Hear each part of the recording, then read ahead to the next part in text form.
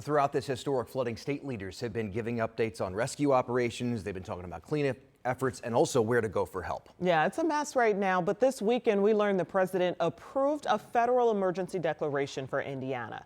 13 News State House reporter Emily Longnecker just got out of a briefing with Governor Braun and the Indiana Department of Homeland Security.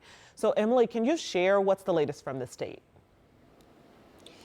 So the governor said today that some areas of the state are still in a response phase, but others have moved into a recovery phase. And with that recovery phase comes help. Help, the governor said, would come through the state and perhaps more help from the federal government. Governor Braun announced today Indiana is asking FEMA for a second declaration, this one a major disaster declaration.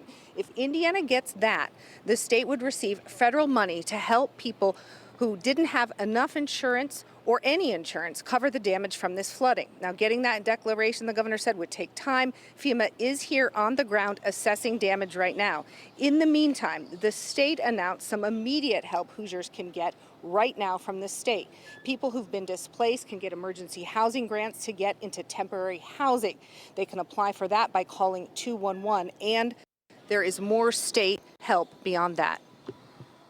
We want displaced Hoosiers to have a hot meal, comfortable bed, and get into air conditioning. So in addition to the IHCDA housing vouchers, we are activating the State Disaster Relief Fund. This fund will provide $5,000 in emergency aid grants to individuals. This will enable families to get the basics like clothing and food while they are out of their homes. There are Hoosiers who are going to need help. Indiana's Department of Homeland Security says well over 1,000 people have been displaced because of that flooding. The governor's message today, the state has the money right now to get Hoosiers through the basics, to get them through this immediate recovery phase right now until they see if the federal government, if FEMA is going to come through with that major disaster declaration. So how much money could a declaration like that bring to the state? Well, the governor said there's no way to tell a number right now. That's going to depend a lot on what FEMA crews see and what they find on the ground here while they're here in Indiana. Dustin, Felicia.